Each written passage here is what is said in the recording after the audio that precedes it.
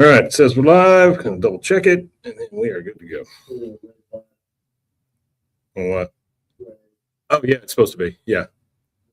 Oh no, wait, that's on your camera. I'll get rid of it. Yeah, give me a second. No, you're good. I just didn't know what it was. I thought it was Yeah.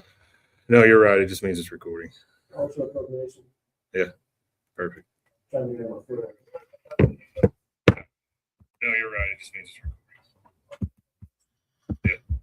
Let's go. There. Let's see if that changes it. 1, 2, 3, 4.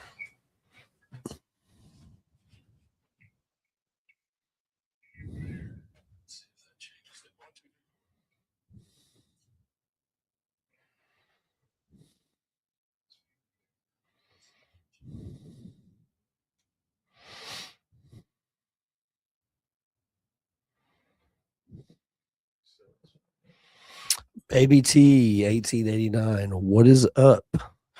Welcome to another episode of Bwaaa. Yeah, we're back. We're in there. Season 8.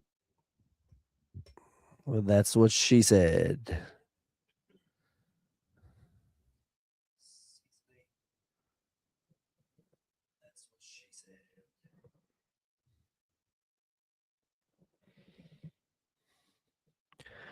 We are still lining out a little bit of the technology, so just bear with us and we'll get the show started here pretty soon.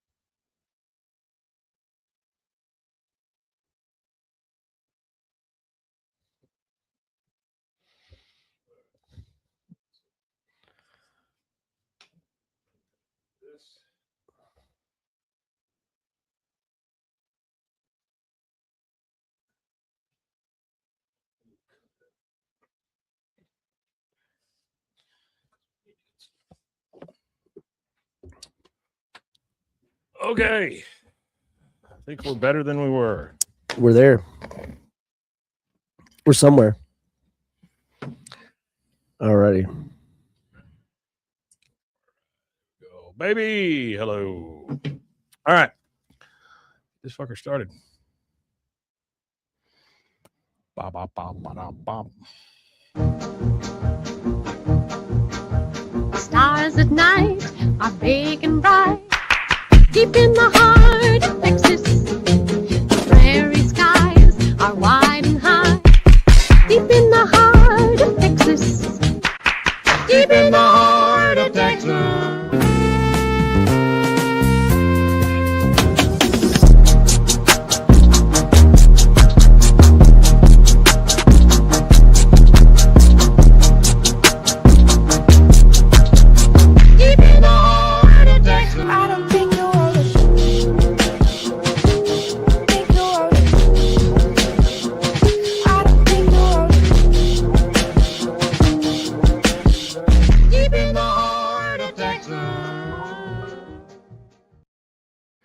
Why, hello. Well, hello. And welcome to Bwaaa. King of the Hill podcast. I'm Mike. And I'm Rusty. Still is. Still am. All right. So this is post New Year's Day. We are in a new year. We are in 2026, the year of when everything went wrong. AI told me it's going to be a great year, though, so that's all that matters. I'll tell you this. We started, and I realized I left the house without my glasses, and so I had to go scrounging. Found an old scratched pair about 3 prescriptions ago in my truck, so I'm going to try to make it through with this thing, but if you see me, like, you know, back and forth with the papers or whatever, then that's why, because the letters are kind of squiggly. So, how was your New Year? New Year was good. Yeah? Do anything good? No, I just listened to massive amounts of gunfire. massive amounts of gunfire. Yeah, it sounded Oh, like there was a lot of that's fun. gunfire. Yeah. Did I tell you the story a couple of weeks ago that my wife and we kept hearing explosions and stuff, and so we got in the truck and drove towards it. What was it? It was a new fireworks place that opened. Oh, but okay. you couldn't see anything up in the air, and so there was just kind of a glow coming from over almost Robinson, I guess. And so we were like, it just kept going. It was like 20 minutes, and we were like, well, it's either Red Dawn or fireworks or what I was, and I know this makes me a terrible person, but what I was hoping for is one of those warehouses full of fireworks had blown up. That's what I was thinking had happened. Happy New Year. I was in I a just box. wanted to watch it. It would be like watching Megalomart blow up. Okay. We are King of the Hill, season 8, episode 10, or in the year of our Lord 8, ABE06. 06. Yep. That's what she said. That is what she said. Yeah. A new Strickland propane employee revels in making off-color jokes, driving Hank crazy. So, Are you a Ford man? Say it again. Are you a Ford man? Am I a Ford man? No. Yes. Well, I buy whatever I can. Like right now, I'm driving a Chevy. Okay, so you're a Chevy man currently. Currently, I'm a Chevy man. Yeah. Yeah, so this episode is going to be written by Sivert Glarum, which sounds like some kind of like Glarum. sounds like a spell. Sounds like you need a from shot. Harry Potter. And Michael Jamin. They're actually a duo. They're a writing duo. They both wrote on Just Shoot Me for a number of years. Just Shoot Me was They also worked on Beavis and Butthead, Wilfred, Brickberry, Marin on IFC, and they also worked on Tacoma FD. Marin was a pretty decent show, but it was all about how he did his podcast, which I always think is a weird subject to have anything. I get Cowboy. How you doing, baby? How you doing? I've been compared to him What's up, before. Box? Hello. Like how I look. Say it again. Somebody told me I looked like Mark Maron once. Oh, you do kind of look like Mark Maron. Yeah. I mean, you'd have to cut some hair, but yeah. Yeah, somebody said I look like a younger, hairier version of him. Yeah, I can see that. This was also directed by Cindy Tang Loveland again, and we know her from every season up to here. She's done at least an episode or 4. She did stuff like Rodeo Days. She was a director for that. Rodeo. Yeah, Rodeo Days is the one. Where Bobby's in the rodeo. Okay. Rodeo. I'm sorry. I have had 2 misunderstandings now this morning. The second one being just now when I thought, Just Shoot Me at David. Yeah, Spade. Just Shoot Me was the David Spade where he I worked. thought Rodeo Days was a different show. Is what you were telling me. Oh yeah. Hey, look, I got myself a drawing pad, one of those electronic drawing pads. Well, actually, Just Shoot Me went for a while. Yeah, it went for a long time. That was actually like almost a decade-long show. It went for a long time. Yeah. I drew myself yesterday. Oh, that's awesome. As kind of a cartoon. Yeah, no, I like that. I went over and over and over it several times, and I'm gonna try to. I told you I've got kind of a setup at the house now, and hey, nice to see you, Super Asky. It had Brian Posehn in it too. Yes, absolutely. And Rebecca Romaine was in Brian it as well. Posehn I met at the Brian San Diego. Posehn. Yeah. I met him at San Diego Comic-Con. Oh, cool. Yeah, he was just walking around. He wasn't like featured or anything. He was just walking around. And nobody knows who he is. That's right. Nobody knew who he was. Unless you're Brian Posehn. Yeah, unless you've enjoyed the 90s, you don't really know who he is, I guess. If you watched Sarah Silverman show, maybe. No, that was a good TV show. I like that one. Yeah, it was a good show. There Italian were heavy. so many better comedy shows back then, honestly. Yeah. Really were. For all of you fans of Joe Rogan, go back and watch him in News Radio. Mm-hmm. Yeah. Skinny little boy. All right. So we're going to start this one off at Strickland. There is a happy retirement Travis cake, big old sheet cake. Looks like he bought it at Walmart or Megalomart. And it said Hank is the first one to speak. Everybody's gathered around because this guy's retiring.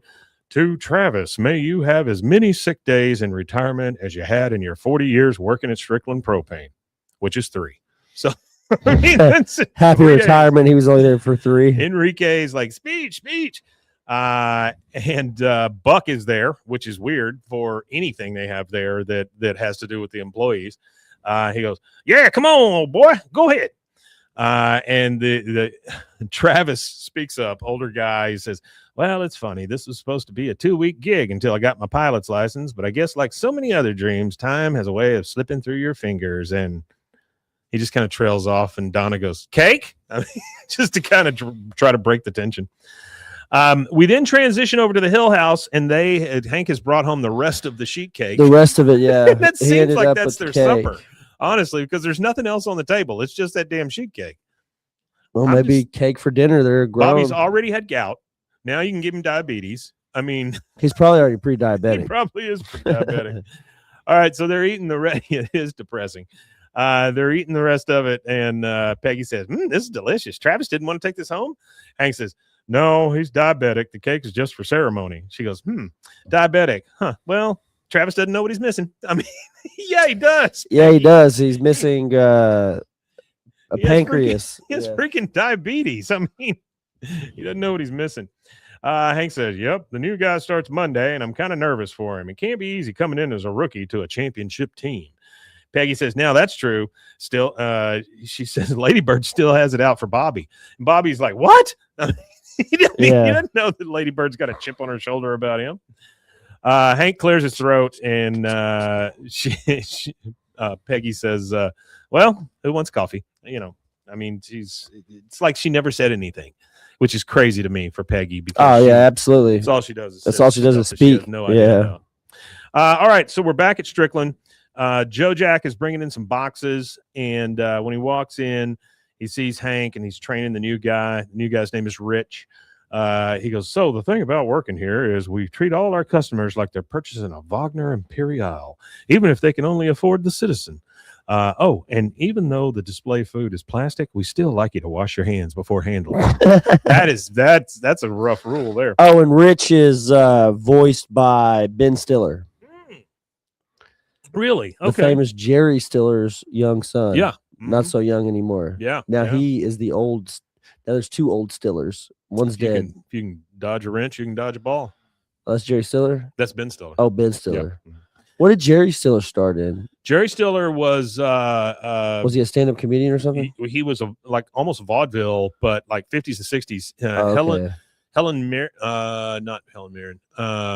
It was Stiller, and maybe it was Mirren, but his wife was also a comedian, and they were like a duo. They were on Laugh-In, about that time, like Dick Van Dyke, things like that. Yeah. But he also still alive, by the way. But he also played Dick Van Dyke.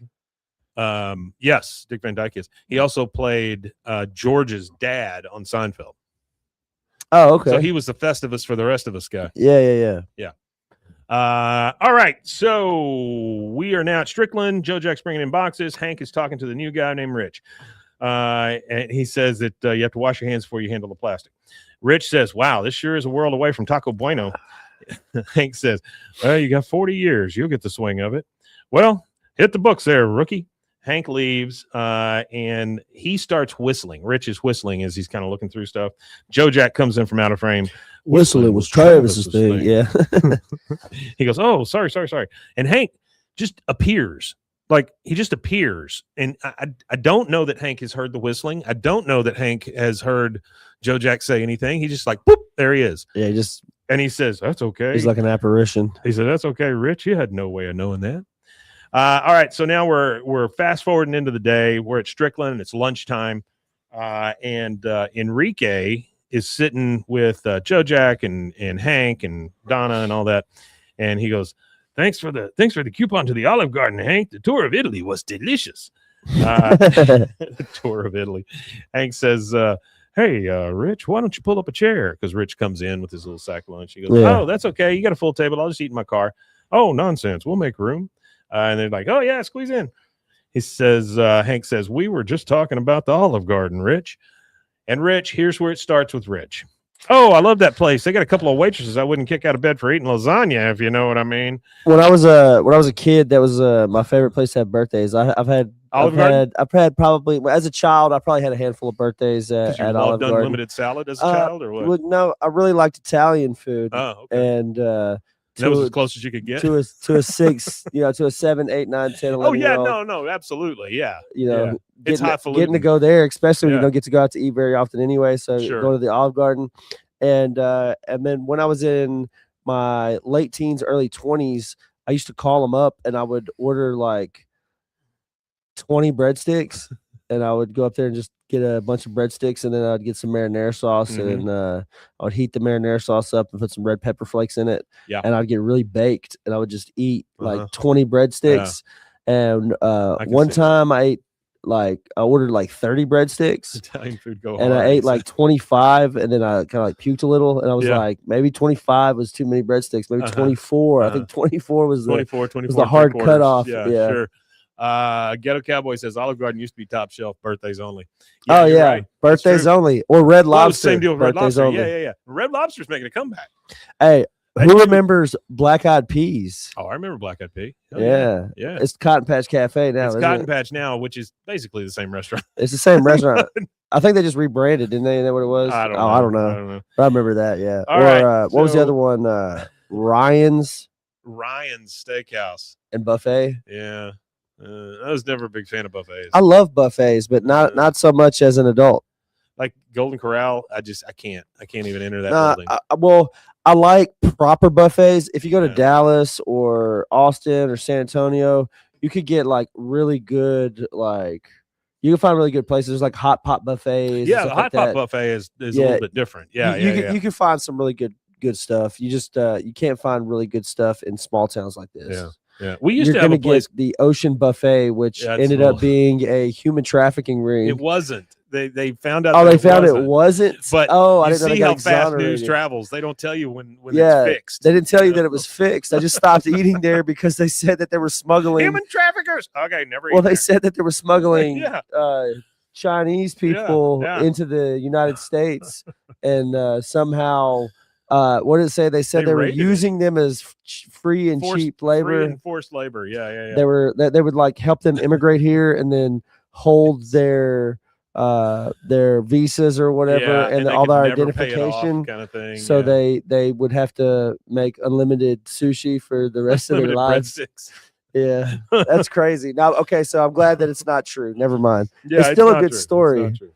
It was crazy. So when he says that, you get what I'm saying?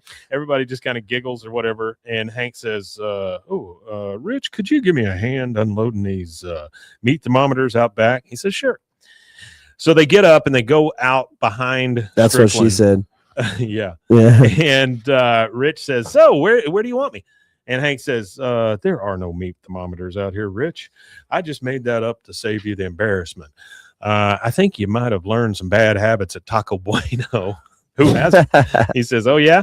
He goes, that comment about the lasagna, well, here at Strickland, we try not to say things that are not funny and also disgusting.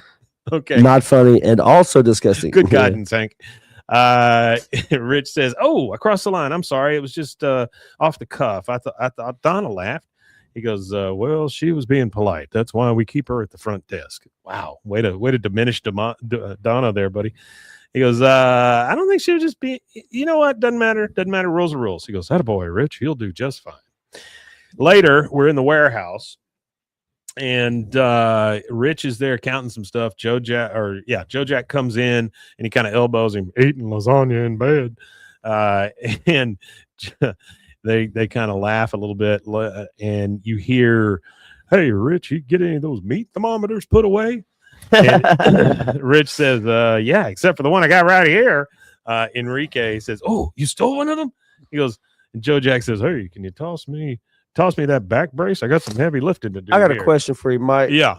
Before we get to the Yeah. to the actual joke, Yeah. how do you think Hank survived high school locker rooms? I don't know. I'm Because high school locker rooms were like there was some borderline sexual harassment going on in some high school locker rooms. the only Like, thing I can there was this one assume- guy in I wasn't in high school locker Yeah. rooms, but we'll go back like middle school, junior high. There was like this one kid that would grab his junk and like shake it at you and then laugh while he was getting dressed, which now as adults would be frowned upon in the gym. Might be frowned but upon. as kids, it was just like, what the hell are you doing, man? Show up at Planet Fitness and go. I can see your balls, dude. Put some clothes on. Only thing I can think of is he's got those other 3 guys. And those other 3 guys are not the smartest guys in the world. No, I just don't see them being as offended by, maybe these kind of jokes. Maybe Boomhauer has been making these kind of jokes all along, and they just don't understand him. That's what she said. Dangle, that's what she said, man. Anyway, Enrique's very concerned that he may have stolen a meat thermometer. And then Joe Jack wants the back brace for the heavy lifting. And Rich says, me too. Where's the urinal? And grabs his junk. Yeah. Hank and Donna walk in.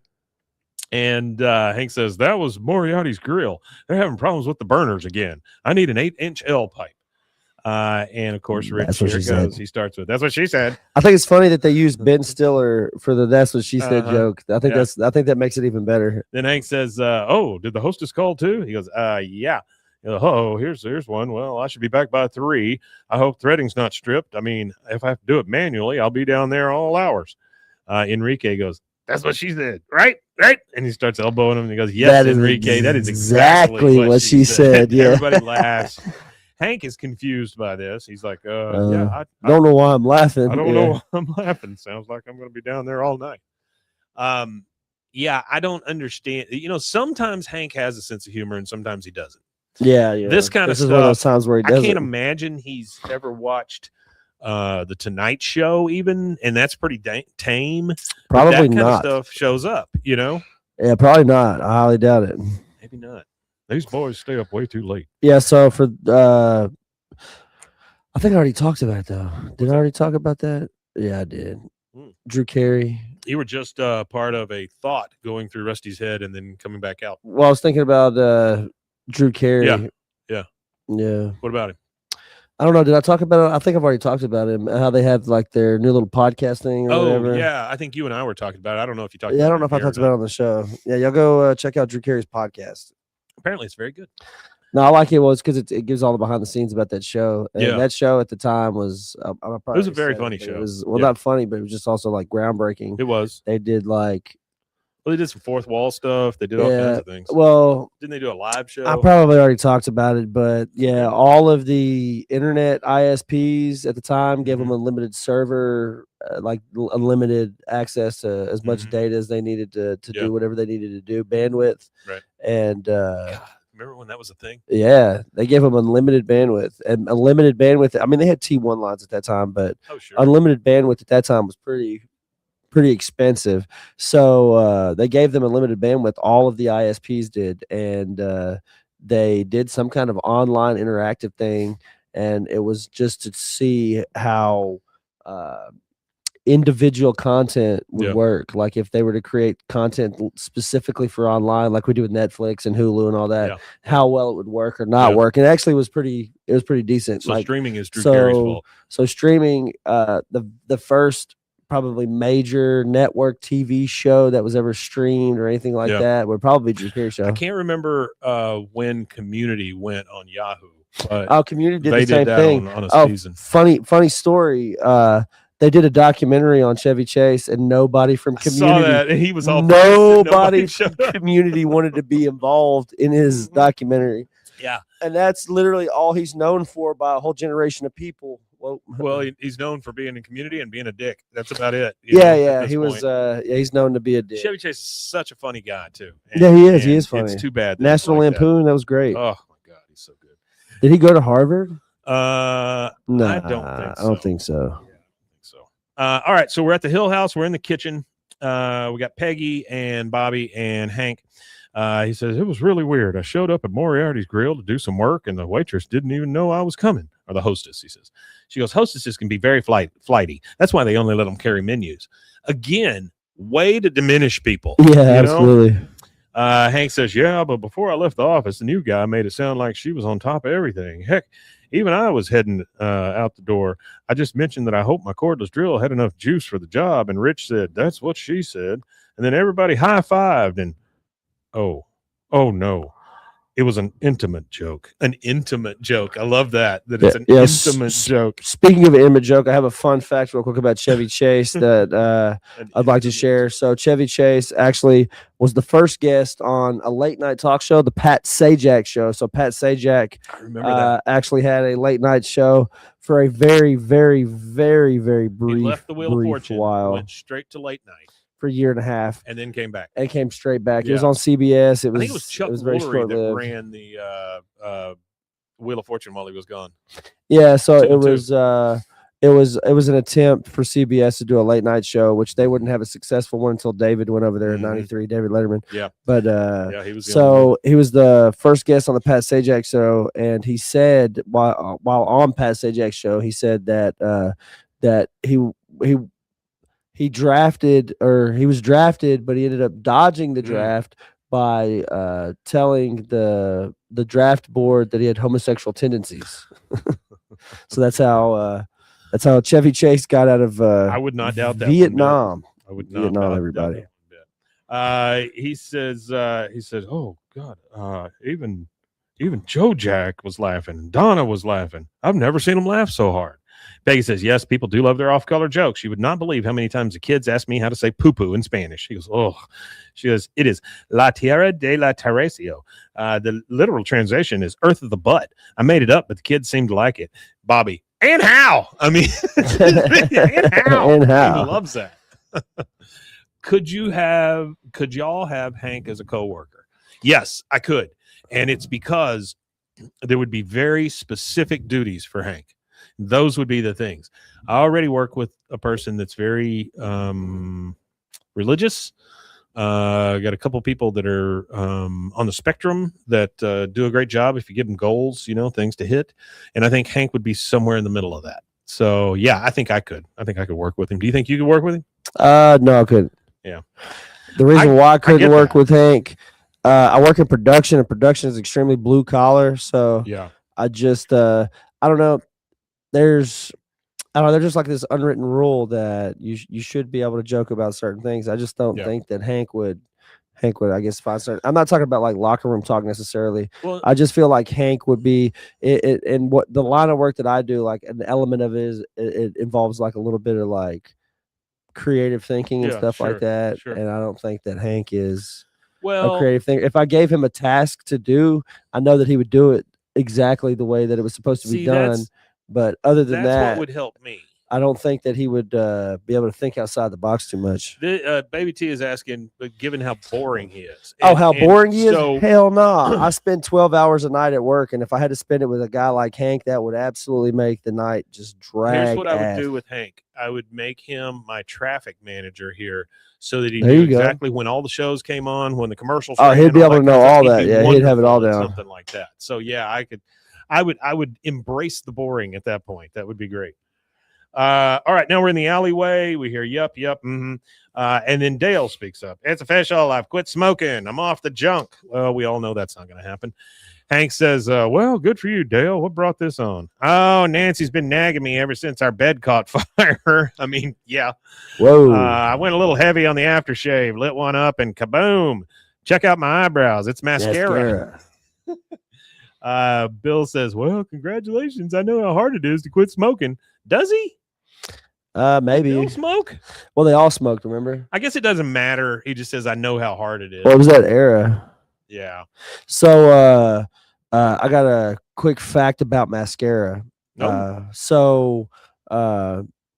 name mascara, they say, likely comes from the town where the French discovered what they called antimony powder.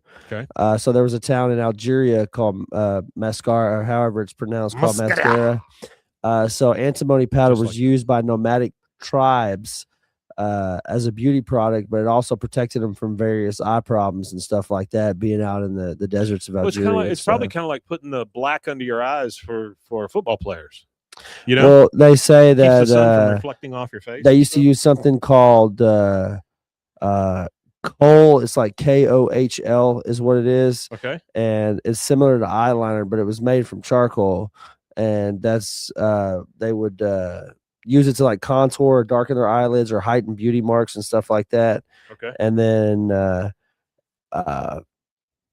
so antimony is what they ended up using, or where that's what like the stuff, whatever it is that they used, but they were using it for protection. So like you said, darken it around, kind of like you said for football, and they ended up figuring out that it protect for the eyes and stuff. So that's kind of like how mascara came about. Yeah. And then you had a guy, he was a chemist in the 19th century. His name was Eugene Rimmel. Rimmel is a big company that does eye makeup and stuff now.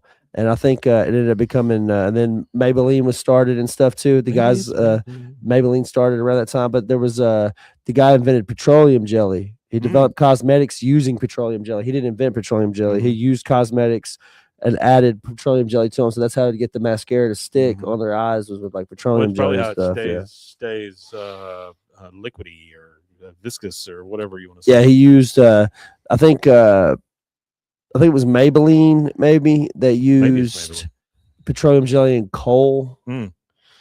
There's a lot of crap in cosmetics that people don't know about.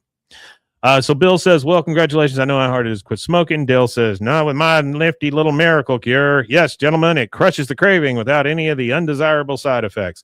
He's just chewing tobacco now. Yeah, he's chewing. He got a big old wad of Red Man in. Bill says, chewing tobacco?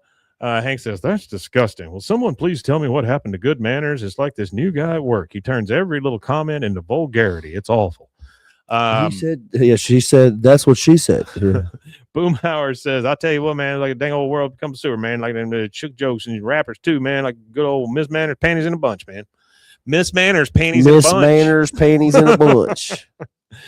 And then Bill, of course, has to speak up again. You're right. I can't believe the filth they're putting on TV these days, and they just beam it right into my home. I hit the pay-per-view button, and there it is, right in front of me. Yeah, you got to hit the pay-per-view button. Bill's watching some porn, I believe. I think that is what Bill's watching. And if you had a scrambler, you didn't have to pay-per-view. That's true. That's true. I did not pay-per-view. Dale says, well, that's life in the 21st century for you. We just have to learn to accept it. Spits on Bill's shoes and then says, accept it, Bill. God, it's pretty rough, man. It is rough. Hank, well, crudeness might be cool everywhere else, but I won't accept it in my home. And I certainly won't accept it in my home away from home. From now on, it's Strickland Propane. She is going to say nothing. That's what I said. And he walks off. Dale spits again, and he goes, hey, someone tickle me. I want to see if this stuff can come out of my nose. All right, we're back at Strickland. Joe Jack is coming through, and he's talking to Donna. Hey, Donna, listen to the new nickname that Rich thought up for Enrique. And Rich says, you mean Enrique? Everybody laughs. Enrique. That's actually pretty funny. Enrique is like, you know, a little bit of a forced laughter here. And he goes, man, you could be on Mad TV. He says, yeah, but I couldn't hang out here with you and Joe Jack. Or should I say, low crack, pull up your pants before I drop a quarter in there and make a phone call. Everybody's like, ah. You know, Mad TV was done by Quincy Jones. Yes, I did know well, that. for those of you that didn't know, but that's where you get Patton Oswalt. He was a writer on there. And actually, it's funny because the only reason why I bring Mad TV up or anything, because there's a Ben Stiller connection, and Ben Stiller's in this episode. Yep. So whenever they were creating the series, the backstory on it is the original guy who owned EC Comics, who published Mad Magazine from the 50s up until 92, he refused to sell the TV rights because was it Bill Gaines? No, Bill Gaines. Bill Gaines. So he refused to sell the TV rights because he hated TV. He didn't watch TV, didn't participate in TV. Jordan Peele too. Yeah, and Jordan Peele. Later on, and Key too. Key and Peele had both of them. Yeah. So later on, of course, it ends up the rights of it get sold in '95 to EC Comics after he dies. 3 years later, they give it to Quincy Jones and a guy named David Salzman is his name, and he's been a part of stuff like he was part of a bunch of TV stuff way back in the day, and he actually formed as Quincy Jones and David Salzman Entertainment, and they did the Fresh Prince of Bel-Air, Their Eyes Were Watching God, In the House, that kind of stuff, and then they ended up doing Mad TV. He actually produced the movie Steel, which had Shaq Shaq. Yeah. As a Shaq robot. was in it. He was a I'm gonna have to watch that. I've never half heard robot, of that half anymore. Shaq. Yeah. Never heard of that anymore. yeah. It's So the one that everybody thinks is the genie one, but the genie one's actually what's his name? The other guy. Who's the guy that was in the genie? Sinbad. Sinbad. There Yeah. you go. Yeah. So Which fits. His name should be Sinbad. yeah. So the TV show they had hired some TV showrunners to run it, and some of the staff writers on this show had actually worked on In Living Color Mhm. and stuff like that. But then you had some of the writers that they picked were Patton Oswalt, a guy named Blaine Capich or something like that is his Okay. name, and then a bunch of writers from the Ben Stiller show. Mhm. Mhm. So Yeah, because Ben Stiller show got canceled. yeah, the Ben Stiller show, it lasted like It was on Fox also. 13, 14 episodes. Yeah, Ben Stiller show had Something a like ton that. of Very, people on very, it. very It was actually short. pretty good. All right, so Enrique here's talking about Low Crack, and he goes, "Hey, what's the matter, Low Crack? Can't take a joke?" And Joe Jack says, "I can take it," and then both of them say, "That's what she said," and then Rich says, "That's what she said," and oh man, and then here comes Hank. Okay, someone want to tell me what's so funny here? And what I'm speaking, maybe you should ask Enrique. You know better than me, Low Crack. And so they're just going back and forth. Hank's like, no, that's not funny. It's the kind of thing a first grader would say, and then he'd get his mouth washed out with soap. Now, this is a place of work, so I want this behavior to stop right now. It's crude, unprofessional, and just plain not funny. Buck comes in. Buck's always a good one to spoil the party. Oh yeah. Is there a problem here, Hank? He says, nope. We were just having a little discussion on decorum. Nothing I can't handle. He goes, well, all right, then. Y'all should be well advised to do what this man tells you. He is my proxy when I am in absentia. I love how he puts like an extra absentia. Hank says, thank you, sir. I appreciate you getting behind me. And then a falsetto voice you hear from Rich. That's what she said. And then Buck hears it and he goes, oh, getting behind me? Ooh, wee, that's funny. Damn, you quick, boy. And Rich says, that's what she said about Joe Jack. Everybody's laughing. He's laughing. He's howling. Laughing. Stop. No, don't stop. That's what she said. And then Hank's like, sir, no. He goes, you're funnier than that comedian that ruined Monday Night Football. And I'm sorry, and I don't care what anybody says. That was some of the funniest Dennis Miller shit. Yeah, like I go back, they've got like pretty much every broadcast you can find on the internet now. So I went back and I watched a bunch of that. Dennis Miller was actually absolutely hilarious. He was good on that. Yeah. He was really good, I thought. You know, the other one, he just didn't, it was the wrong audience. Yes, it was the wrong audience. The other one that people don't get, but back then in the day, ABC was trying a ton of stuff with Monday Night Football. They did one game, no announcers. All you heard was crowd noise and the announcer over the speaker. And I was like, this is the best game I've ever watched. That's wild. Then they did the Dennis Miller thing. And the other one that doesn't get enough credit is Rush Limbaugh. I am not a huge Rush Limbaugh fan, but Rush Limbaugh was a huge football fan. And so they brought him onto ESPN to be like a commentator, right? And I thought he did a great job because he was very knowledgeable. He was a radio personality. He knew how to do it. But then he said something and people were like, oh, he's just a right wing, whatever. And so they fired him. Yeah, so here's a line from Dennis Miller. Hey, Dion, Boo Bella, maybe you'd better pay a little less attention to those unfairly draconian salary caps that only allowed you to acquire 4 of the 5 remaining 1932 Aston Martins, still in roadworthy condition after you'd paid for life's little necessities like hookers and weed.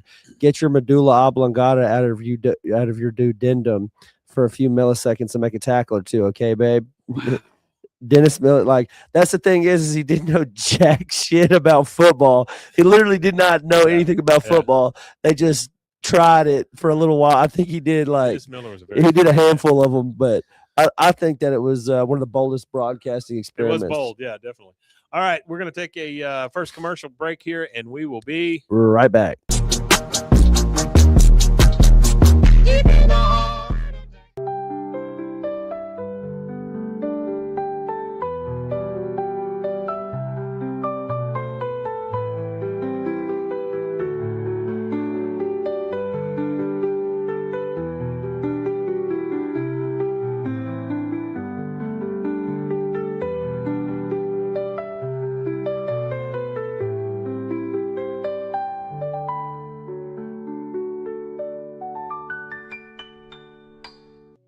Farmhounds offers natural treats and chews made with quality products that support family farms, regenerative agriculture, and humane farming practices. Give your dog the best with wholesome, organic ingredients that promote health and happiness. Shop now at farmhounds.com.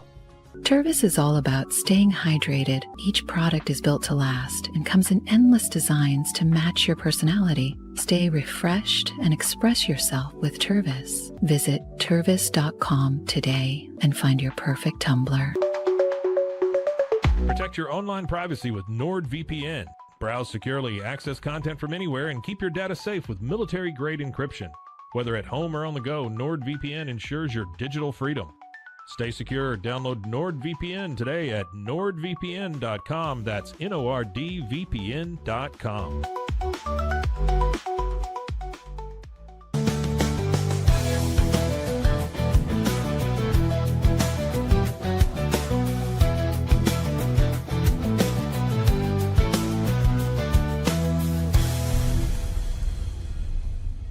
Looking for tickets to the hottest shows, games, and events? Ticket Liquidator is your one-stop shop for great prices, no hassles, and guaranteed tickets. Since 2003, we've been connecting buyers and sellers, providing access to sold-out events at prices lower than most secondary market options. Whether it's sports, theater, or concerts, our massive nationwide network ensures you get the tickets you want, guaranteed. For the best seats at the biggest events, start with Ticket Liquidator today at ticketliquidator.com. That's TICKETLIQUIDATOR.com. Ticket Liquidator.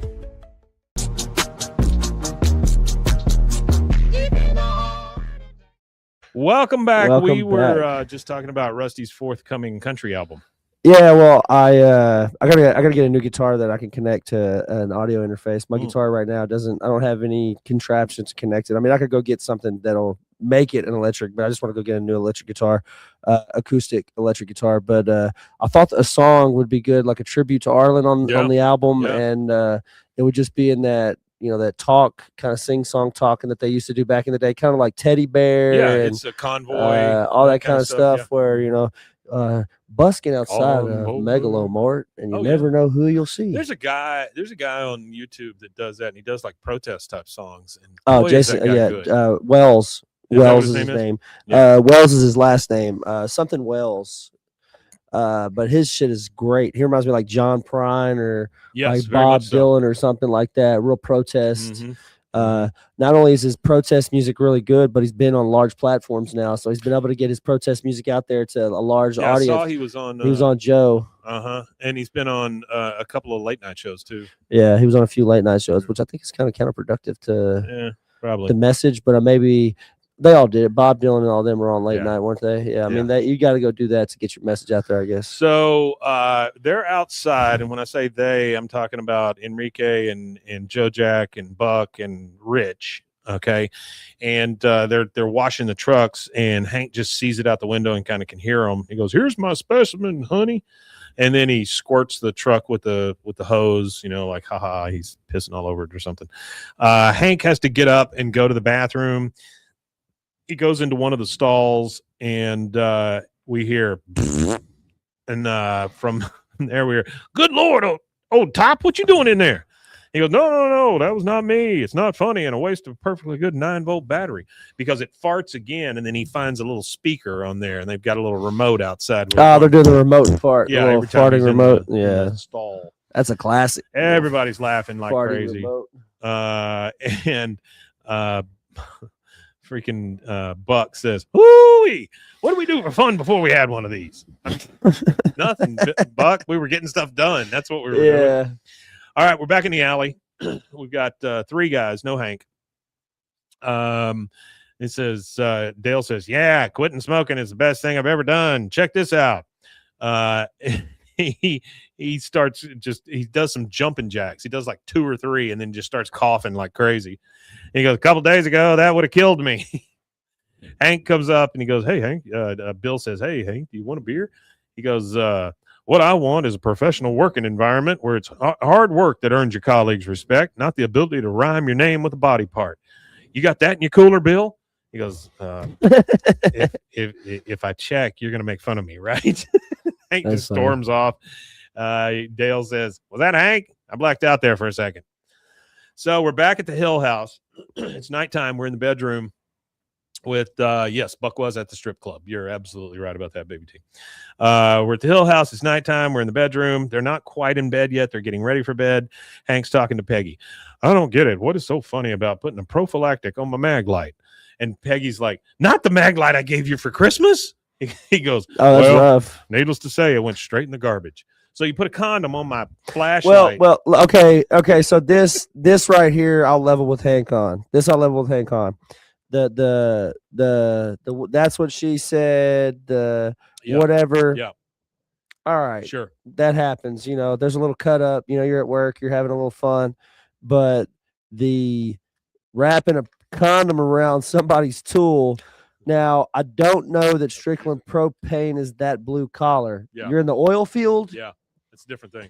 Yeah. Maybe, and they might even put mayonnaise on it, and Sure. so you got to get Sure. mayo on your hand or whatever.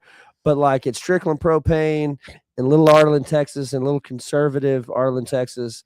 I just don't really see don't that think as it's the same, going no. over too well. No. I think it's think just it a goes over. little too far, especially if they spit a loogie in it. It's true. That's true. All right. So we got all of that, the Magnite for Christmas, and Hank says, needless to say, I threw it in the garbage. Bobby comes up to the door and knocks a little bit. He's got a plastic bag in his hand. It's like one of those Walmart bags or Megalo bags. Oh, he's coming ready. He goes, Dad, I've dealt with a lot of bullies in my day, and I've learned the most effective strategy is to fight fire with fire. And he dumps out a bag of stuff right there on the bed. There is a whoopee cushion. There's plastic vomit. There's poo in a can. There's the hot gum. You know how you give people gum and it's spicy. Oh, spicy gum. Yeah, There's an yeah. exploding golf ball and a stink bomb. Those are the things that he just laid out. And Hank says, whoopee cushion, plastic vomit. I thought I banned these things from the house. He goes, Dad, now is not the time. And he holds one up and goes, poo in a can. Remember that creep Pete Sheridan, the wet willy guy with a little dab of this on his chair? And let's just say his new name is Peter Pantload. And Hank starts putting everything back in the bag. He goes, hey, what are you doing? All the way. He goes, he says, I'm throwing this stuff out. When you stoop to their level, you're no better than they are. And Bobby says, well, at least leave me the fake barf. I got gym tomorrow, which is pretty good. That's a good one. All right. We're at Strickland. They're all gathered around Rich at the PC, and they're all laughing at some video or whatever he's showing them. And then Buck comes out and says, all righty, ready to hit the links, old top? Don't want to keep the clients waiting. And Hank says, you kidding, sir? I've been looking forward to this all week. And then Rich walks up, and he's dressed in golf clothes. Yeah. He goes, oh, yeah, about that, Hank. He goes, what? You're taking him? He can't handle the Vista Village account. Tell me the difference between a positive placement pump and a vertical turbine pump. And Rich says, I know the placement of my pump. And when I see your mama, I mean, okay. You're taking it a little too far here, Rich. He's getting, well, I think he's being enabled too, but he is definitely taking it too far. You've been given an inch and you're taking a mile here. Hank says, that's it. I'm kicking your ass. And I don't, your mama is one of those things for Hank. I'm sure that's his line. Oh, I agree. Yeah. His mama, his wife. I think the mama thing probably going to set him off. Yeah. Yes, very much so. And Rich hides behind Buck and goes, oh, now who's the potty mouth? Buck says, now get a hold of yourself, Hank. This ain't no fraternity party. You can't go around hitting people. Come on, Rich. Let's skedoodle. And so they leave, and Rich on the way out says, don't worry, boss. I'll wow these guys. I worked up a great little bit with ball washer.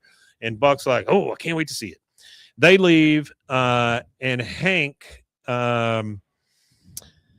he looks at his office, and he sees on his computer a waitress from Heaters, which I'm assuming is Hooters, and it's got Hank's face on it, and it's kind of dancing or whatever. So they've made a dancing Hank Hooters waitress. Is this a GIF?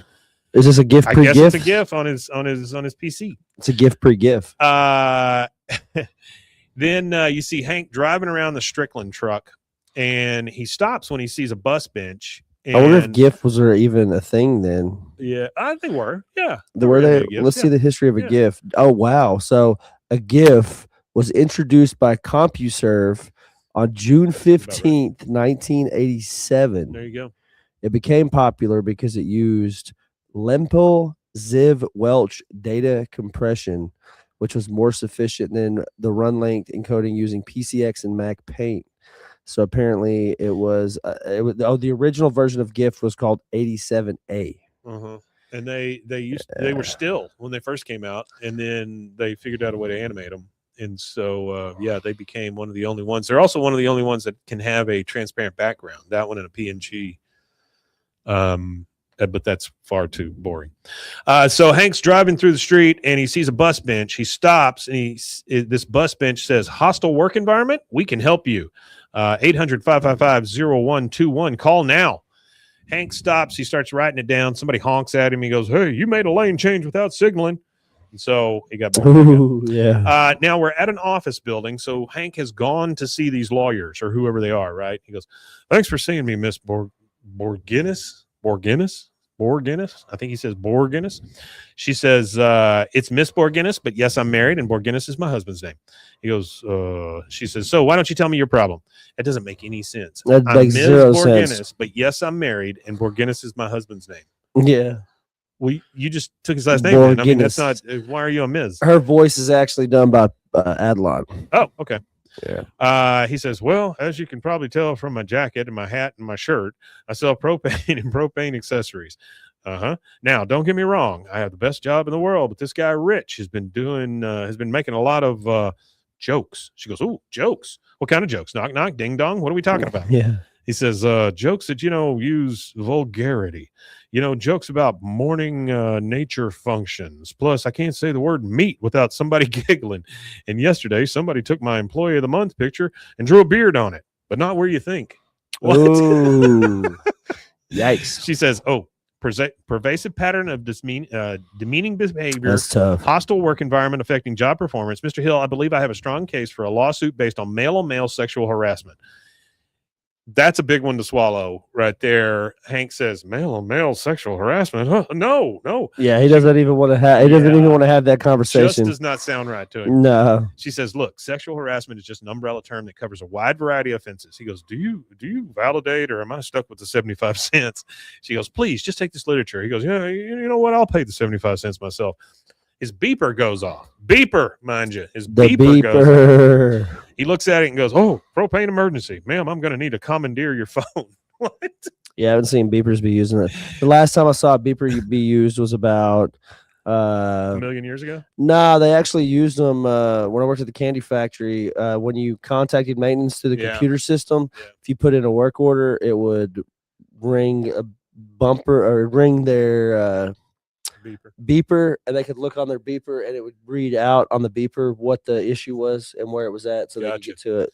A lot of some doctors still use them in hospitals because of cell phone service. Yeah, it's one of the only signals that works. Anyway, okay, so he's like, "No, I got to get out of here." And then his beeper goes off. It's a propane emergency. He picks up the phone and calls and goes, "This is Hank Hill, Strickland Propane." And then over the phone you hear, "Yes, I'd like to report a gas leak." He goes, "Oh, okay, just remain calm and tell me where it is." "It's in your pants." And then in the background you hear Buck, "Hang up, old top, or he'll know it's us." Well, he knows now, Buck.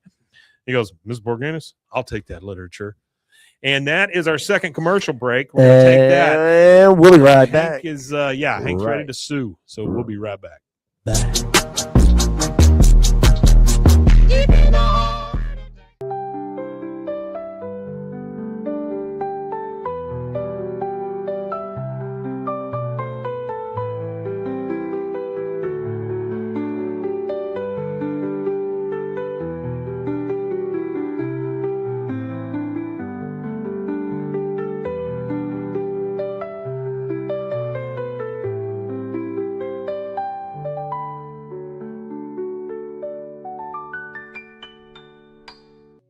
Farmhounds offers natural treats and chews made with quality products that support family farms, regenerative agriculture, and humane farming practices.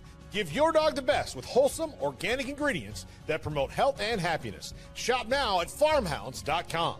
Tervis is all about staying hydrated. Each product is built to last and comes in endless designs to match your personality. Stay refreshed and express yourself with Tervis. Visit tervis.com today and find your perfect tumbler. Protect your online privacy with NordVPN. Browse securely, access content from anywhere, and keep your data safe with military-grade encryption. Whether at home or on the go, NordVPN ensures your digital freedom. Stay secure. Download NordVPN today at nordvpn.com. That's NORDVPN.com.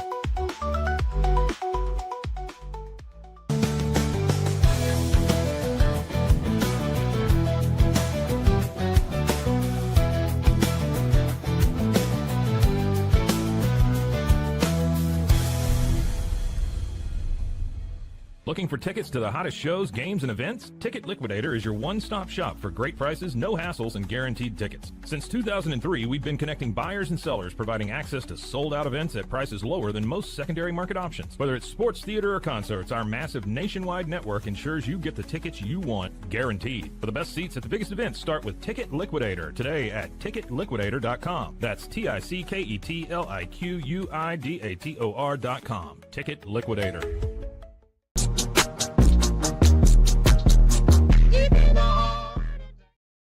You know, I've ordered from Ticket Liquidator before, and my tickets came fully functional and still intact. They were not liquid. Where do they sell tickets? Yeah. Oh, okay. They're scalpers, basically. They're not Okay. scalpers. Use their service. All right. So we're now at the Hill House. It's Hank and Peggy. He goes, see, sexual harassment is an umbrella term. It doesn't just cover women, but also men and transgender individuals. Now, this is the first time I can think of that we've been rewatching the show and something like this was said that seemed to lend itself to Hank disliking a certain term. And by that, I mean, when it has to do with people, you know. He says transgender individuals, and he kind of sighs and shudders a little bit. And so that would be something you'd have to change today. Peggy says, Hank, you'll be a trailblazer. Now, I know it's not fun being the first, but it may mean you could be the last. And that's a great line for a movie. Joe Beth Williams will knock it out of the park. All right, we're at Strickland, and they're all playing ass tag. Great thing to play at work. This is what happens. You know, there's a fine line between joking around and way too much. And now they're at way too much, right? Because they've not been able to do anything about it. Yeah. Shitty Peggy, he says ass tag, and you're it. And so they're playing ass tag back and forth. And then Rich shows Enrique a picture, his wedding picture that was on his desk, and says, hey, Enrique, I didn't know you were married to a monkey. And he shows him a picture, and he's replaced her face with a monkey's face. And he goes, oh, yeah, what happened to the picture of my wife? Like, he's really worried. Yeah, where's the picture of my wife? He goes, I don't know. Did you check the men's room? Everybody's laughing. He goes, I'm married to a monkey. Like, you can tell that this is really weighing on these people at this point. Everybody's starting to feel it. Now we're in the supply closet.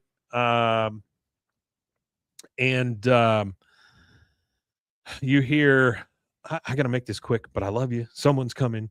And then you hear, oh, Hank, I was just, and he goes, shh, we don't have much time. I've been watching it. So this was Enrique in the closet calling his wife to let her know he loves her because he had just seen her face as a monkey's face. So he had to go into the supply closet to make that call. Quick, but I love you. He goes, I talked with the lawyer who thinks we can sue for, male-on-male sexual harassment. Oh, you know what I would end up doing in What's this that? situation if it got that bad? I would end up with a payout for sure, because that's exactly what these type of situations, depending on the size of the company too. I doubt Strickland Propane, but if you work for like $1 billion company and this happens, they don't even bother with the litigation. They literally just talk to your lawyer, negotiate a payout, and they just pay you out and call it good. Yeah, this is maybe a little foreshadowing. And then they fire everybody involved. It's maybe a little foreshadowing for pee-pee slip. Ooh, you know, slipping on the pee-pee. All right, so we get that. We get the male sexual harassment. He goes, "You and me suing for sexual harassment? I'm sorry, Hank." And he walks out.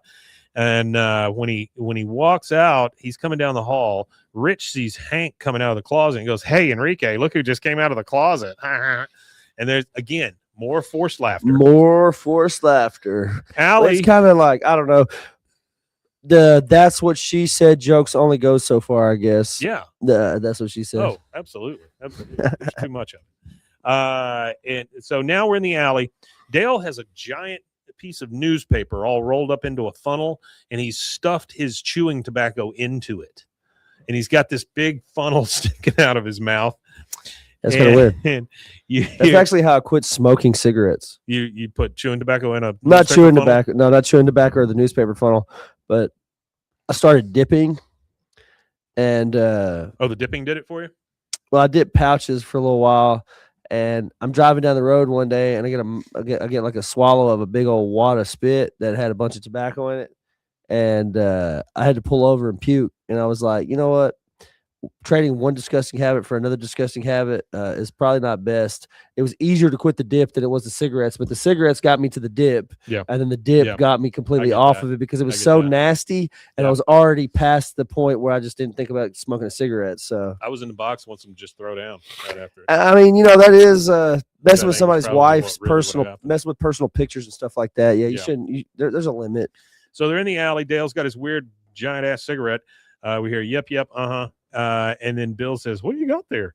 He goes, "Oh, Nancy's at it again. Now she's got some new rule about spitting on the carpet. So Oh, that's disgusting. now, He just boom straight into the damn carpet. That's so now I have nasty. to stuff my chewing tobacco into this paper cone and inhale the aroma. Not really working." Boomhauer just lights it. He goes, "Boomhauer, you're a genius. What should we call this new invention?" "Well, it's a cigarette, Dale. It's just a cigarette." Hank says, A "Well, very disgusting cigarette, but a cigarette. Hank says, "Well, I guess that's a night. Back to the potty factory tomorrow." He leaves, and Dale literally, he's so involved in his friend's life that he says, "Did Hank get a new job?" He thinks he works at the potty factory. Oh, okay. Okay, so we're at Strickland. Everyone seems uncomfortable here, by the way, now. And you hear Joe Jack. Everybody's sitting at their desk, and they're afraid to get up. Yeah, Because of the ass tag. If you get up, they get to tag you on the ass and say you're it. or yeah, whatever, which right? that's kind of iffy too. It's really stupid. Joe Jack, he starts choking on something. He says he needs something to drink. He calls an ass tag timeout. Donna says, "Hey, I didn't get a timeout when I cut my thumb open." Jeez, cut your thumb open. Wow. Rich says, "Come on, guys, have a heart. Joe Jack's choking. Timeout." And he's given a soda by Enrique, and he says, "Nice try." Nice try. So I guess it was a bad soda. I don't know. Customer I comes think in. they're all leery of Oh, what they're all the leery of next everything. person might Yeah. do. We do Customer not comes- play ass tag. No. Customer, I was in a box. Says, "Wait, do you guys not play ass tag?" No, at I the work office?" for a $36 Haven't in a billion while. profit a year Yeah. company. Haven't in No, a we while. definitely don't play ass tag. I mean, I guess I could, but I would definitely not have a job. So a customer comes in and he's got his tank with him, and he goes, "I think I got a clogged nozzle. Can you guys take a look?" And of course, Rich, wanting to turn everything into a joke, says, "This man needs to be serviced. Would you like to service this man, Enrique?" Ooh, No. no. Customer says, "Look, I've got an extended warranty." He goes, "Extended, huh?" He goes, "To hell with this." Hank walks in as the guy is trying to get out, and he goes, "Good morning, sir. Are you being helped?" He goes, "You're the ones who need help." And he just leaves. So they're not answering phones. They're not doing their paperwork. They're or not working. They're Yeah. not waiting on customers. I mean, I would just fire the whole lot of them. What are they doing? Yeah. He comes in and goes, that is it. This is a place of business, and you've turned it into a cesspool.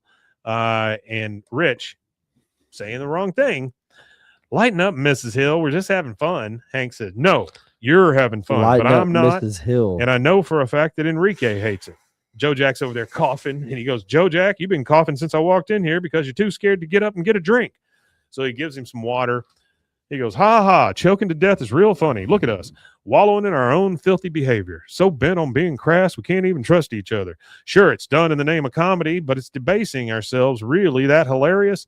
Don't you wish you could still say words like meat and tool and unit without someone turning it into something foul?" He said meat, tool, unit.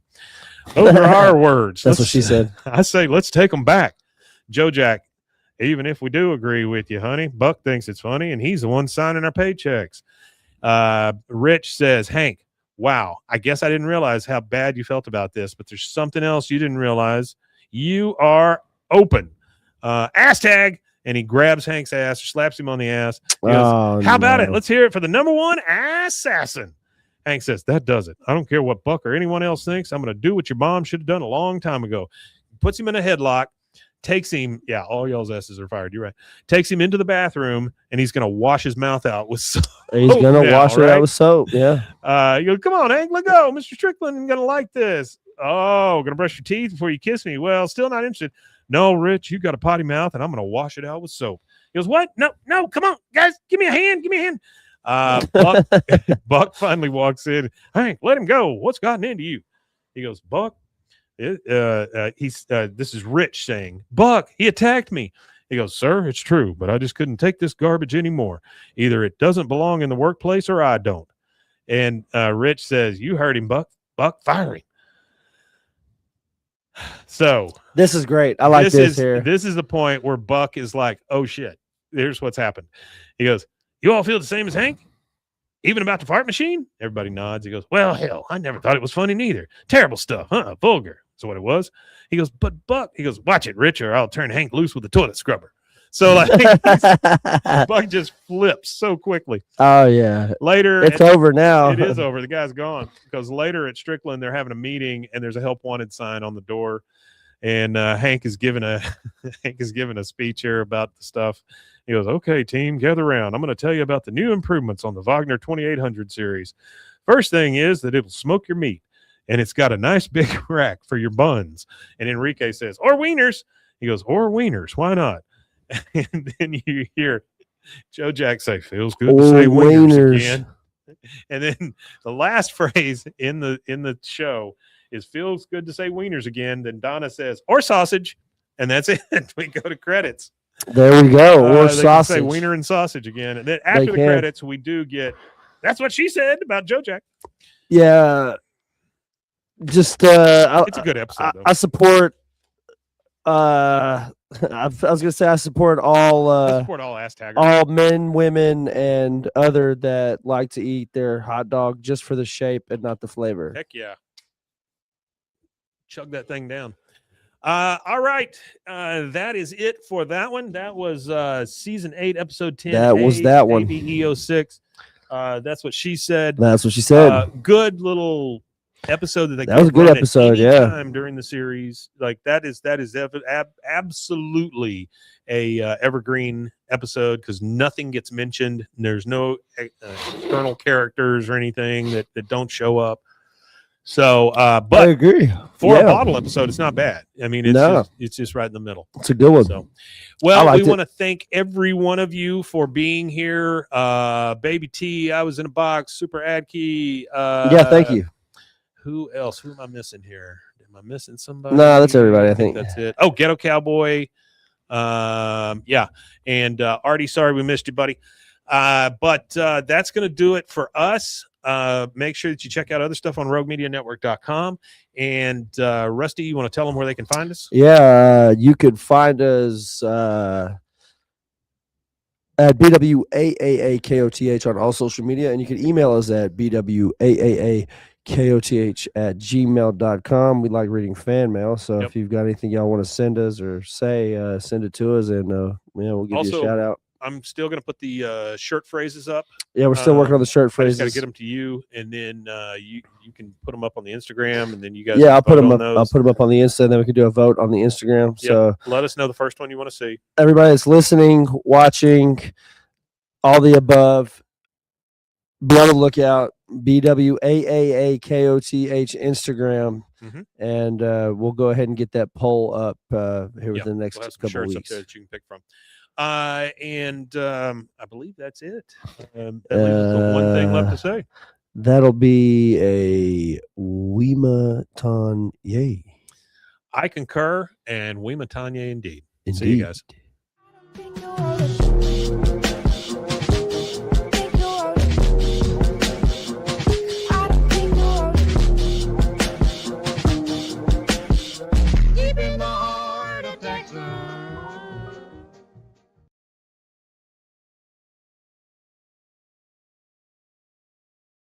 Saying that we're whatever. Oh yeah, they give us just a second. Let me find the.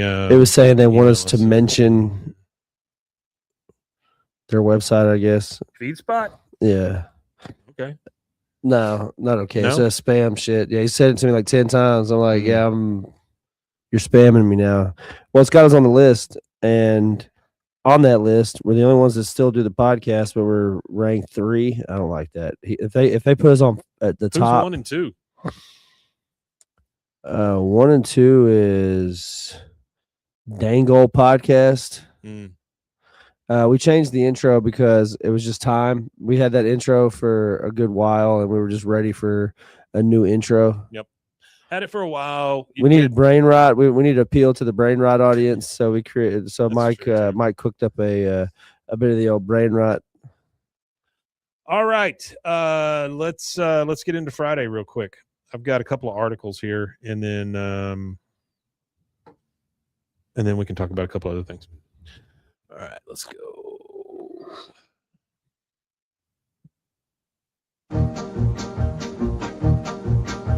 Stars at night are big and bright. Deep in the heart of Texas, the prairie skies are wide and high.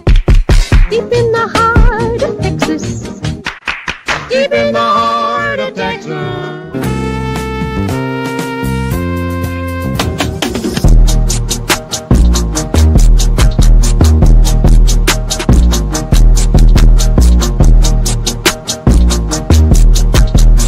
Deep in the heart of Texas. I don't think you wrote it.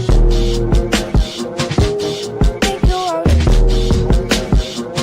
I don't think you wrote it. Deep in the heart of Texas. Hey there, welcome Hey there, to welcome King of the Hill to podcast. I'm Mike. Bwaaa, and I am Rusty. He is Rusty. Today is a That Ain't Right Friday. That is not right. On a That Ain't Right Friday, we do subjects adjacent to the King of the Hill universe or things that are not necessarily just straight up episodes. Yeah, we talk about all kinds of whatever, this ever, and that ever. This ever and that ever. We do that. That's So what we do. we are today, let's see. I guess today is going to be the 9th of January, it looks like. Yeah. So you've had a week or so in the new year. What are you hoping to see come out or do? Okay, let me rephrase that. I'm so sorry. Do you have any goals for the new year? And is there anything that's coming out? And it doesn't have to be King of the Hill, but is there anything coming out that you're really looking forward to? Well, I just finished season 2 of Landman. Yeah. Season 3. Is it 3 or 4 of Mayor of Kingstown? Mhm. So TV shows are hard for me to come by these days for me because everybody's like, watch this show, watch this show, watch this show. Yeah. And they just don't really capture my attention. And I really do. I try to watch all the shows that everybody does. But for some reason, those particular shows, I never watched Stranger Things to begin with. I have enough strange things going on in my life than a TV show called Stranger Things. I was in the box. I watched probably the first 2 seasons of Stranger Things. I haven't watched the rest. My wife watches them all. Yeah, I didn't watch them either. Landman is a really good show, Baby T. Landman's pretty good. I like it. I'm a really big Billy Bob Thornton fan, and Yep. I'm a big Sam Elliott fan, and they brought them both into the same universe in this I show. love so- how you wear that vial of blood around your neck, just like Billy Bob did. Yeah, well, you Before know, he- like He does not. when you're shooting out of your league, Yeah. you got to get a little weird, right? Like he was really like batting way above average. Oh, sure he was. Yeah. And I feel like him doing that, he kind of had to. She's a little weird. He had to be a little weird. He's this, redneck from Arkansas that came up in the industry. Literally, his come up in the industry is him. Who was it? There's a story he told in some interview he recently did. I think it was Joe Rogan's interview because he's just recently on Joe Rogan doing all his Landman. I guess he's on a tour for Landman promotion. So he was on Joe Rogan, but he said that he was doing a waiting job. He said a buddy of his said, "Hey, you want to come wait tables at this deal and make some money?" Mhm. So he showed up and he's waiting tables, and there was like this big executive from some big movie house or something like that told Right. him, "You're you're too ugly to be a leading man, and you're too pretty to be a secondary character Yeah. for your entire career. He said you got to make something. Yeah. He said the only way that you're going to make it in this industry is if you make something. And if everybody goes back and look at Sling Blade is actually a Oscar nominated, and I believe it won an Oscar for best screenplay. Yep. He wrote that himself based on a bunch of characters and people from his hometown in Arkansas. Yeah. He based some of these people on that. I'll tell you right now, if you've never seen Sling Blade, go watch it because it's a great movie. Nah, Sling Blade's a really good movie. The writing is phenomenal, and I like the fact that he ends up working with Lucas Black again on Friday Night Lights, which is also a good movie. Really, I Right, don't. Full Heart Can't Lose. He's one of those actors for me that I can't just think of a horrible movie that he was in. Really, I don't think I could just think of one that was absolutely god awful. The Santa Claus movies were kind of iffy, Yeah. and then the Bad News Yeah. Bears was kind of Bad like the News Santa Bears. Claus movies. There's were, nobody you were could have funny, picked but there better might have been as- one too many. As Walter Matthau, though, in Bad News Bears. I mean, he's the perfect one. Oh for yeah, it, he did a great job. of but it. Yeah, it's he did a great hard to job. step into those shoes and recreate that. Yeah, he you did a know? great job for the generation that it came out for. I think he Sure. did a great job. Yeah, Bad Santa was pretty funny. It's not bad. But he's been in some really great movies too. I was in boxes. I watched the first couple of seasons when they aired, and me and the wife rewatched them all this month. Pretty good show. Now I'm starting the Fallout series. Fallout's very good. Yeah, very good. Oh yeah, he was a villain in Faster, but he was also that little that little punk Dylan Farrow on Tombstone when Kurt Russell. That's a great scene between him and Kurt Russell because Kurt Russell like smacks him. And he said, "Skin that smoke wagon and see what happens." And tell him to pull his gun out. And he slaps him again. And he said, "Well, what are you going to do? Just stand there and bleed?" And he grabs him by his ear and like throws him out of the bar. Yeah. But I like the scene with Doc Holliday is like they're walking up and Doc Holliday's walking up, and then over to the distance, he was like, what did he say? Something I can't remember what his character's name was, but he said, oh no, Johnny Tyler, Madcap. Where you going with that shotgun? I know that whole movie script. Yeah. I've seen that movie a million times. But he tells him, Johnny Tyler, we're a Madcap. Where you going with that shotgun?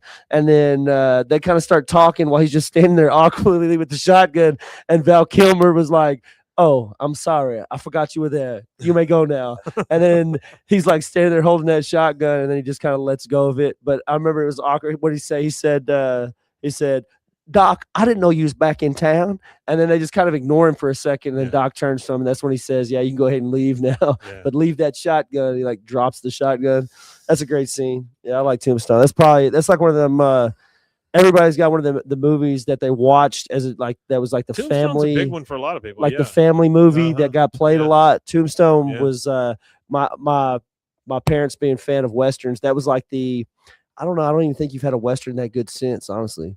I don't know. You got Unforgiven and a couple other things. They were So, I around that mean, same there's some time, good yeah. ones. Yeah, there's some good ones. Okay, so I am looking forward to one. I'm going to try to start a few projects for myself, not necessarily for Rogue, because I need more creative things to do. Yeah. I've kind of run out of creative stuff here. I make a lot of ads. I make a lot of this and that, and so I want to try some creative things. And then, of course, I'm looking forward to season 15 coming out whenever it comes out. And then, the one that I'm looking forward to weirdly now, which I wasn't before, I thought it looked cute and all, but there's a movie coming out about this high-powered executive. This girl goes to work for him. They have to get on a plane together, and they crash on an island, and she has to end up taking care of him, and he has to check his ego and all this stuff. Yeah. I didn't realize it's directed by Sam Raimi. So, okay. Yeah. If it's a Sam Raimi movie, then hell yeah, He's I'll the watch that. Spider-Man guy, right? Yeah, Yeah. well, yeah, Evil Dead, yeah. Evil Yeah. Dead too. Yeah, That's Evil my big one. Dead. Yeah, Yeah. Evil Dead. Mike has gone rogue. Yeah, you Mike has got it. gone I'm rogue. going rogue on Well, yeah, rogue. I guess that's something that I do some video guess I essays kind of want to do more of. I kind of slacked on our social medias and Yeah. doing more creative things because at the beginning I did a lot of creative stuff for the first like 3-4 seasons, and Yeah. then I just kind of waned off it. So I want to kind of do more for Well, the life show. happens also, Yeah, I I want to do more to get some more guests on. Our first potential, well, not potential, it's just a matter of when we can get him scheduled, would be a guy named Paul Scarlatta. I don't know if I'm pronouncing that right, but he He worked on King of the Hill at the very earliest point of King of the Hill.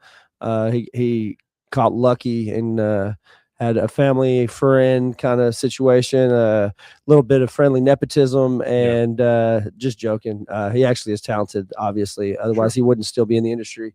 But he, no, we haven't put the merch poll up yet. It's coming next. We're gonna do it. So he worked on character designing at the earliest part of the show with Wes Archer, doing character designs for various characters and stuff like that. Sorry, then he used for to our work audio on folks. I was in a box asked if we ever put the merch poll up. So Yeah. you didn't see it. We're gonna put it up. Yeah. And then he also worked I'll get that done on next week. character layout stuff. And one of the scenes that he did, I sent you a picture of it. So what it is what they used to do is they used to give some of the guys that were a part of the show character stuff. They would give them animation cells of episodes they worked on. Right. So he actually, it's a really famous scene for all King of the Hill fans and anybody that's watched the show. It's actually pretty iconic for the show itself because it's kind of like the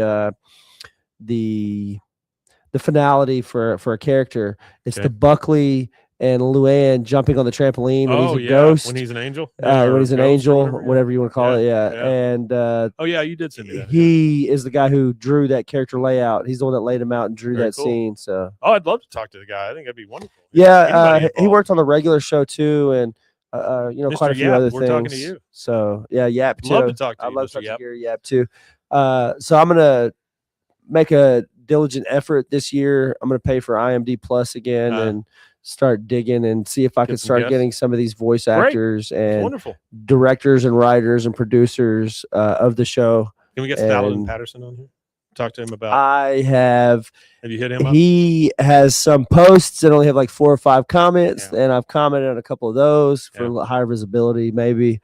But no, he has not answered. keeps I everything pretty imagine. close to the chest, Well, doesn't he? that guy's been on Best. TV since Seinfeld Yeah, or better, that's true. so he probably has a pathway that you have to go through to get to him, kind of thing. Oh, I'm sure most of them do. Well, the reason I ask is I've got an article here from November 6th at tvline.com, and it's called 5 Best TV Shows to Watch After King of the Hill. So well, I still want to know. Remember that guy or whatever? He was talking about a show, and he would never tell us what it is. Oh, yeah.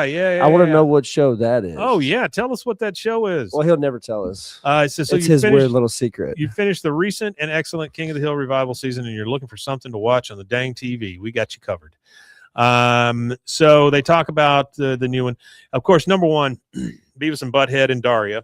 Yeah, because those are all part of the universe. all And the Mike Good Judge. Family, too, if you really wanted to, and the Great White North or whatever it's called. Isn't that a part of it, too? I don't think the Great White North was. I No. think that's more of a Bob's Burger.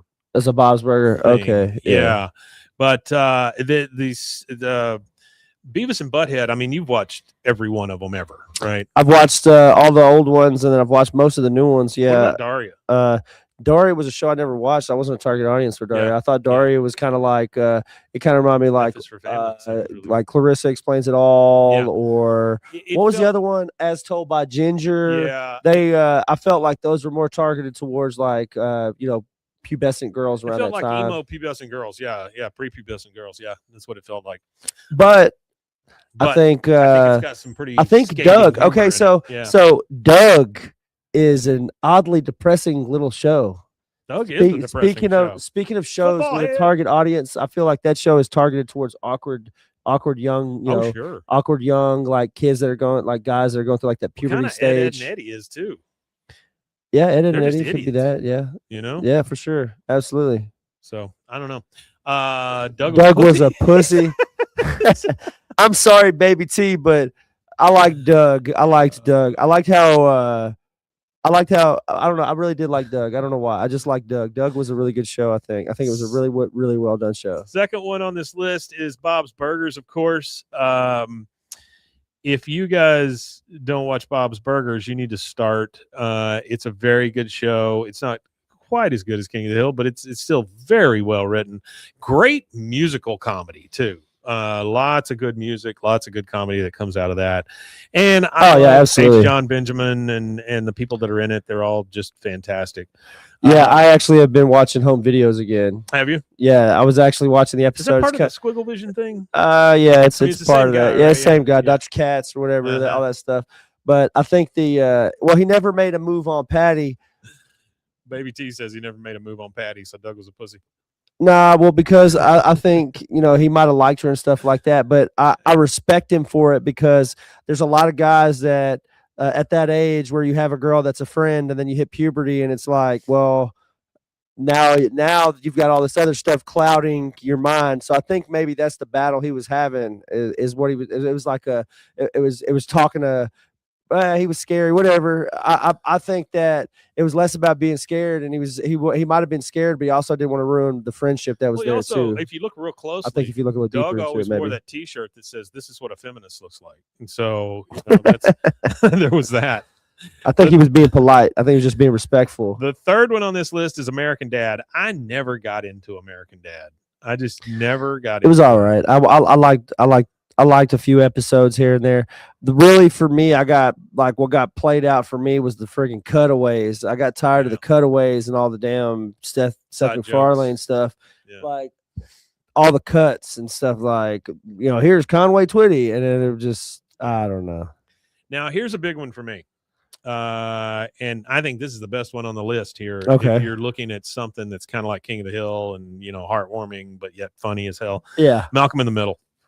I like Malcolm in the Middle. Shout out to Malcolm in the Middle. They're coming back. 4 episodes. Everybody except for Dewey is there though. Dewey's not an actor anymore. Doesn't want to be.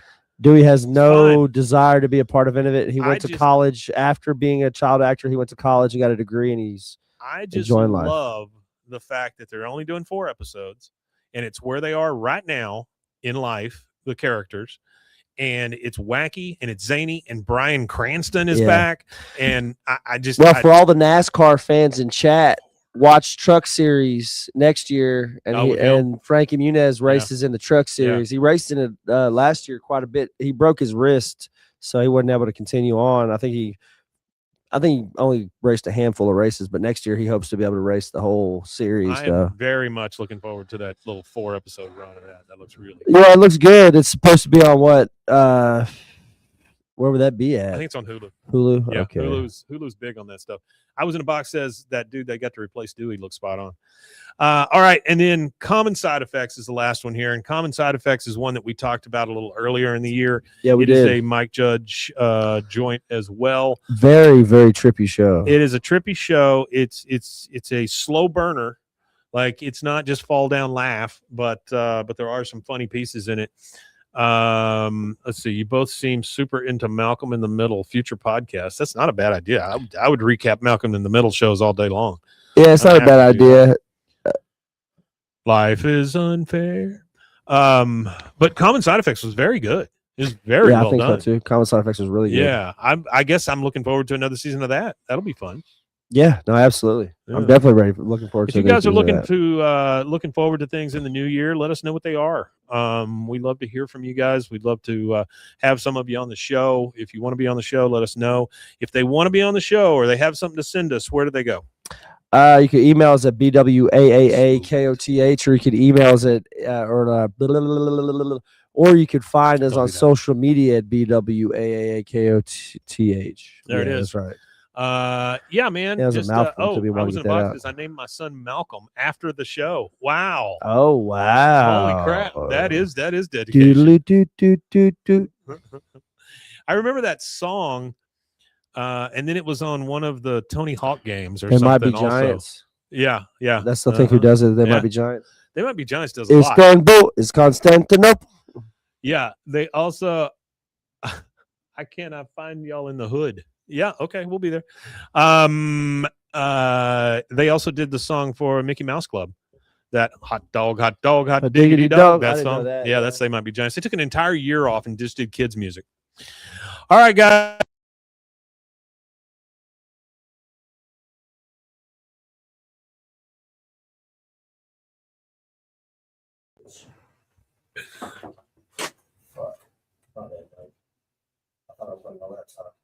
You're good.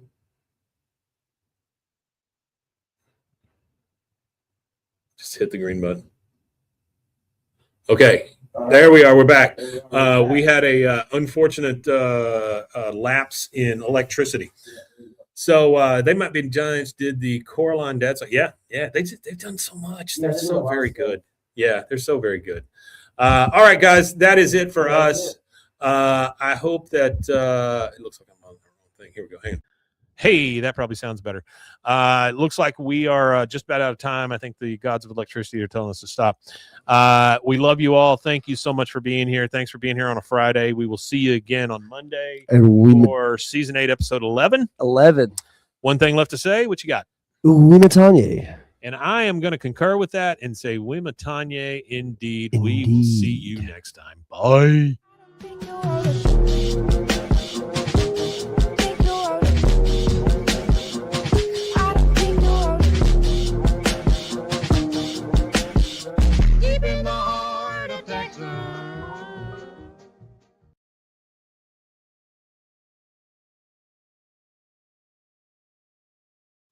I promise you I've done worse. So. Yeah, they're just identical. I thought I grabbed the right one. I ended up grabbing the wrong one. Baby T, I was in a box. Y'all have a great one. Who did I forget? Ghetto Cowboy. Thank you guys for all Appreciate being you here. guys. We appreciate it. We'll see you again next time. Wimatanye. Love you. Have a good weekend.